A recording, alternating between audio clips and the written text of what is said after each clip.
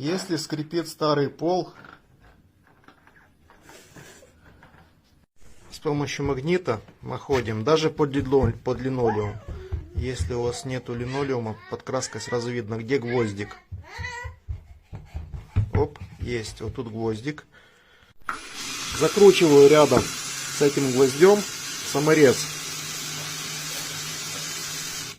Накрутил саморезов, пол как скрипел, так и скрипит.